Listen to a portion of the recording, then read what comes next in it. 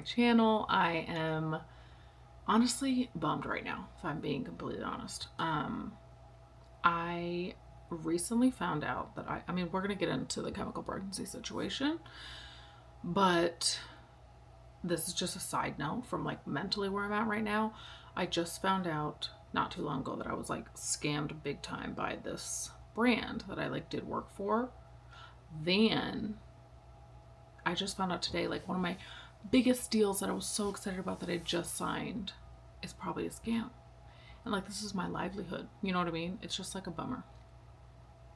So I feel like I'm mentally processing because where it is my livelihood, like Seth doesn't have a job. He, like left, which we love, works for us perfectly. We love it.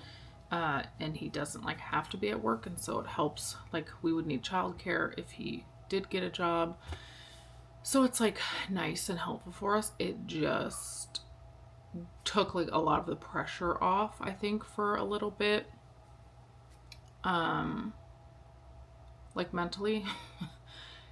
And I'm glad I didn't do any of the work for it yet, but I don't know, finding out like, oh, that's actually not happening is a big bummer. This, hence this margarita that I'm having at 3 p.m. This is Alex Earl's Sip Margs. It's like her sparkling coconut margarita. Honestly, if I'm being completely honest, I prefer like a regular margarita. I don't know if it's lower calorie or like what the appeal is. It's just very mild. I like my margaritas to like pack a punch. I feel like it needs more lime, more agave, and more tequila. So maybe it's like lower calorie. Haven't looked into it much. I just got sent one in a PR package, and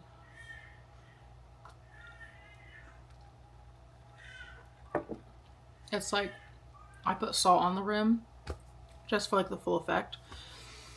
It's not bad at all. I like it, but I definitely prefer like a regular margarita. Anywho, let's get into chemical pregnancies because I've had like 10. I don't know if I'm more prone to them. I know people can be more prone to them. I know there's multiple underlying reasons as to why they happen, but I feel like when they happened for me, I had like 6 before Kennedy and 3, so 9, 3 before Coda. I think I just didn't fully process. I didn't, I don't know. I didn't like really talk much about it. I feel like I did, and I made like a post or two, but like, I think my personality is just not, I'm a very dramatic person in like a joking way, but I'm so not a dramatic person as in like if I get hurt, I'm like, hey, I'm fine. Or emotionally, I'm like, keep it moving. I think I don't like putting the burden on other people. Like I feel like that's how I can feel, which is such a problem. It's like problematic mindset. But I think when I went through them, I just kind of was like, I did feel really lonely, but it was like my fault. So I can often look back on situations and be like, oh, I feel like no one was there for me. But it's like, but did I literally tell anyone? Did I like communicate about it? Was I real open and honest about the way that I actually felt? And don't get me wrong, I'm not one of those people. It's not like I felt so like, I was like really sad and it was all consuming, but I wasn't like, I don't think that's just naturally where I go. It's not my personality. Like I can get sad, but I'm not like, I think my perspective and all things was like, there's so many people who can't get pregnant at all.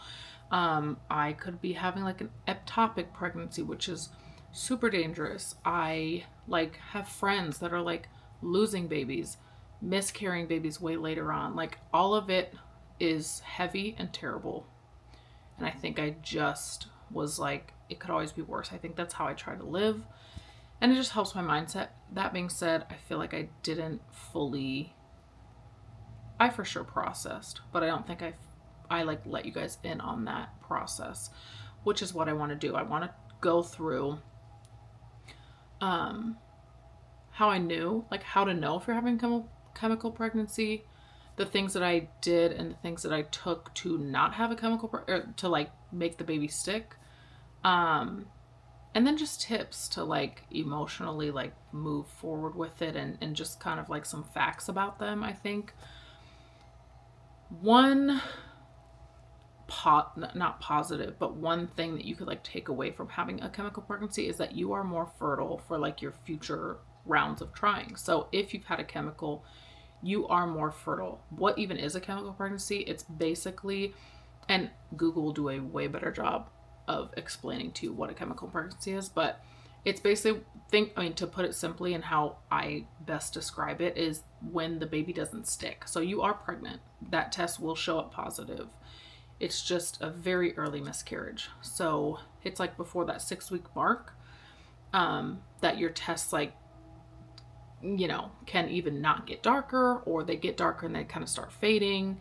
That just means it didn't fully implant. And that is the goal, obviously, when it comes to pregnancy, so that it can like get in there, become an embryo, all that kind of stuff. So you are definitely pregnant. You experience all of those hormones, which is probably the biggest downside, was just hormonally. It's like my period was like so irregular after that. It just emotionally is such a roller coaster because you see that positive test. I even got a couple digital tests, which means your HCG is like a little bit higher. It was a whirlwind. I was breastfeeding, so I know progesterone has a lot to do with it. The pregnancy hormone is the HCG. That just will not pick up if you're having a chemical pregnancy. And gosh, I'm trying to like keep this streamlined. When I took a test, typically if I'm pregnant and it's going to stick, I'm seeing a positive. And this is just me personally. That's not everybody. Some people don't get it till like a week after they miss their period. Maybe not. Maybe that's too late, but still. I was always able to see 7, 8, 9 DPO. A faint line. For the chemical pregnancies, it's typically not, for me, it wasn't a great sign because those really faint lines were showing up 12 DPO, 13 DPO. That means my period's coming pretty soon, and there's not enough chance for my body to do all the necessary things before I get my period. That to me, in my experience, is how I kind of knew. It was okay, it was later. They were super faint, and day after day, HCG doubles, triples every 48, 72 hours. So seeing it be super faint and not getting darker or more defined, that was a red flag for me too. And I know what to look for. But my progesterone, because I was breastfeeding Michael while trying to get pregnant with Coda, and I can't explain the ones before Kennedy. I really don't know. But I had a feeling, and I didn't get tested for it or anything, but I had a feeling that because I was breastfeeding, my progesterone was low, because that's just normal. That's how it works. And you can absolutely have a beautiful, wonderful, successful, strong pregnancy if you are breastfeeding. People do it all the time, every day. For me personally, it wasn't working. And I was okay, this is now 3 chemical pregnancies in a row consecutively, month after month. And so I basically weaned off Michael because it had been 10, 11 months at this point of breastfeeding. And I was planning on stopping at a year anyway. So I was you know what, let me just stop a little early if this is part of the problem. I also used a progesterone cream that was 3,000% or something. And then I used, with all of my, or not with all of them, but I think with, Evan, Michael, and Coda, the Progestins Plus. Again, I'm going to list all of this below the video in the description, but Progestins Plus is an essential oil, and, which I didn't know this, guys, until I finally got pregnant and it stuck. The Progestins Plus I used all day, every day. And you're just not supposed to do that. You're supposed to wait. Otherwise it could throw off ovulation 3 days after you ovulate to use any kind of creams and all that kind of stuff. So that's what I did the last time, and that did help. I think I was kind of, and the progesterone literally throws off your hormones even more. So I was just all over the place. It was all consuming. It's all you can think about because of course, you are pregnant, you get that positive test, and then it's just, especially if they happen more than once, I'm okay, I'm so excited, but this is only 1% of it. Like, I need it to stick. I need it to get stronger. I need this pregnancy to stick around. So I think I was just everywhere. And I mean, part of you also feels like, because other people do have it so much worse, that it's like not necessarily valid. And it's like, oh, no big deal, it's fine. Or like when you tell someone and they're just like, even my siblings, it's like, it was hard to like grovel in it, because I'm like, I'm not gonna be like, yeah, like I mean, don't get me wrong, I cried, but it wasn't like, we talked about it once and that's it. Like, it kind of, and I think that's just kind of like all of our personalities. But for me personally, I had kept so much to myself, and of course you feel like alone somewhat, because you're not necessarily like, I don't know. Yeah, it's a lot. And I'm so sorry to anyone who's experienced it, or if you're like, I could be experiencing one, or if you end up going through one, I hope this can be helpful, because yes, it is literally so exhausting. It's so exhausting, and it's so discouraging, and it's frustrating. And especially someone like me who's like not gone to the doctor for things and all that, I'm like, am I susceptible to them? Like, clearly, why don't other people struggle with this? Your feelings are so real and so valid. Like, it is a lot, especially to see on a digital pregnancy test, like pregnant and then not pregnant days later. Like, it just is a mind game. And then of course you're doing all the things and your hormones are all over the place. So I'm like, I'm experiencing like pregnancy hormones that are like, the feelings and the emotions and the anger and the whatever, even the nausea and the bloat and all that, and then only to not be pregnant. It just, but then on the flip side, like I said, it's like you kind of somewhat feel like not undeserving, but it's like, oh, get over it, Jackie. Like, this could be worse and it's fine. Or don't be so dramatic. Like, those are the thoughts running through my head. And even with Seth, it's like you kind of tell him and then life moves on, and you have kids and they don't really care. They don't know what that means. They don't care about that. And of course Seth did and was so sweet, but it's like, I also kept so much of it to myself, because I'm just like, I don't even want to tell him until I have a bold, fat test. Like, so you're just stressed, and I'm peeing 9,000 times on a pregnancy test, which is crazy. Like, it's crazy. Like, I genuinely look back and I was like, oh, I was insane. And everybody has to do what they got to do. For me, I took like 10 pregnancy tests a day, like just cheapy strip ones. I don't know why. It's like, if I'm not pregnant, I want to know. If it's going to go away, I want to know. Like, I'm not one of those people that's like, I'm going to wait until like after my period to take a test. No. I'm up there like 4 days DPO, like, because I'm crazy.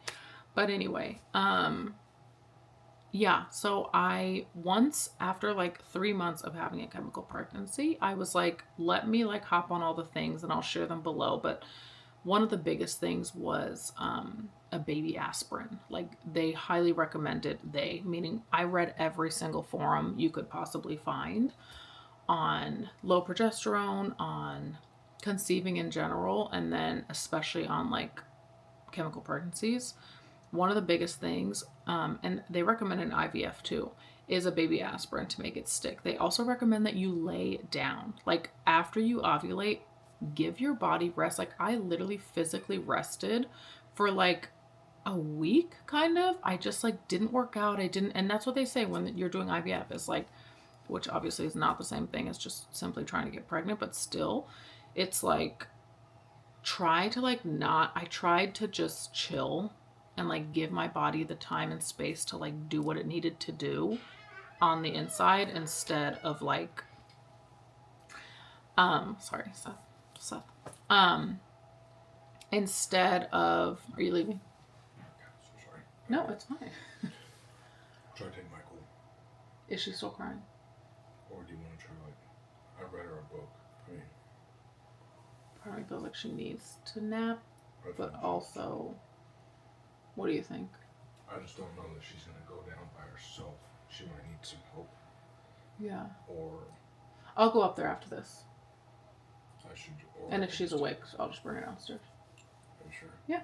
There's nothing worse than when they fall asleep for 10 seconds, literally 10 seconds in the car, and you pull up and you're like, great, your whole nap is gone. Anyway, I read all the forums, did all the things, and I just, in conclusion, pretty much, like what I feel like really made the biggest difference was resting, like letting my body just implant, like do that process, like literally picture like laying down and letting your body just like do what it needs to do.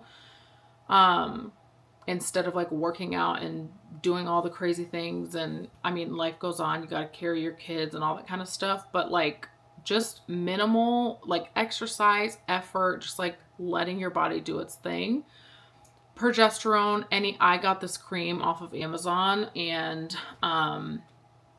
maybe I'll put like a little, like an LTK link or something of like everything that I used. But anyway, I use this progesterone cream off of Amazon, and all the supplements that I took, I'll put in there as well. I was really on top of it. I did not miss a day. The baby aspirin, and then I did the Progestins Plus oil. I just ordered off Amazon. I know it was from Young Living, and it was real for sure, in my opinion. I think some people from Young Living are like, you're not supposed to do that, but like, I did it, and I'm sorry. And I do believe it worked. I used it with Michael too, and I got pregnant and stuck on the first try. Don't know if that's what it's from, but I feel like it can't hurt. And then any excess progesterone, you pee out, which is great. So I wasn't worried about like consuming too much, if that makes sense. So, I did that, and I just got, instead of like wasting money on like the super expensive tests, I ended up just getting like the super, super cheap ones. When it comes down to knowing if it's happening or not, like unfortunately, if your test is not getting darker after 3 days, then that's probably the case. And it's so unfortunate. And I feel like truly mentally processing it, if I could give anyone advice, it's talk about it. Like talk about it to, like, don't downplay it. Talk about it to someone that you feel like will listen, whether that be your spouse, whether that be your sister, your friend, your brother, your mom, your dad, someone who can like empathize.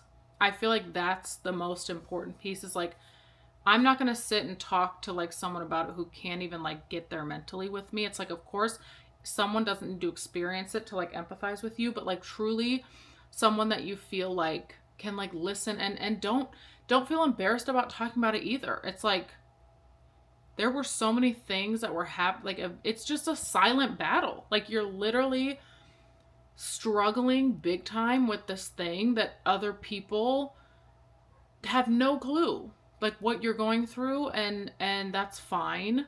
But like, don't downplay it, you know? When you get home, do what you need to do. Like, take a bath, have a glass of wine. Like, I don't know. It just was like a lot mentally. And especially when you just feel like, I don't know. It's like, I don't really hear people talk much about them, which is why I'm making this video, because I wish there was so much more information on them. Like, I genuinely had to read like decade-old forums to get some answers on some things and advice and all that. And so I highly recommend just like really trying to process, and don't be in it alone. Like, talk to me, literally. I hope this comment section can like, I don't know, if there's anything that you feel like you can share, if you've experienced one, or if you have questions, like ask them in the comments. Leave anything in the comments. Like, I feel like I really could have used a helpful space. I don't know. I also, like, I wanted to be somewhat of like a guide, because I feel like it's just not talked about a lot, but I definitely could have used that. So just don't downplay. It's a big deal. Like, you're pregnant and you're not, and there's a lot to do with it. So I hope this video can help anyone who might be experiencing one, or who has experienced it. Like, it is so valid, it is so real, and I'm just sorry. But yeah, I mean, it really helped me to like talk to Seth and kind of hindsight, like it's helping me to like even express those feelings now. I feel like I didn't, and I had a chance to, I just chose not to for some reason, I don't even know, but it's very helpful to like communicate, and I just feel like a little bit of a weight because it was a lot. It was a lot. And I don't want to feel dramatic, and I don't want to feel crazy and like everybody's like Debbie Downer when you're in the room. But yeah, uh it's a lot. So yeah, hope this helps anyone. That was kind of my experience, and like Lord willing, I don't experience that again. I don't know when we're gonna start trying again. We've literally talked about like December. I don't want another December baby if it's up to me. Again, it's not up to me, but whatever's in my control. I feel like I love like that September, October like birth experience. So who knows? But yeah, I know that probably when we start trying, just to alleviate that stress of like what if it happens again, I'm probably gonna do all the things that I did to, even if I don't have a chemical pregnancy. Like I'm just gonna like start with that and really be up on my vitamins. I do feel like that helps a lot. Um, so yeah, I hope this was helpful. Sorry if it was a little Debbie Downer, but I just hope this is a resource for all things chemical pregnancy. And again, leave anything in the comments that you guys feel like would be like helpful or beneficial for other people. But I love you guys so much. I appreciate you more than you know. As always, make sure you subscribe. I'm really trying to stay on this once a week track. But yeah, I love you guys, and thanks for watching.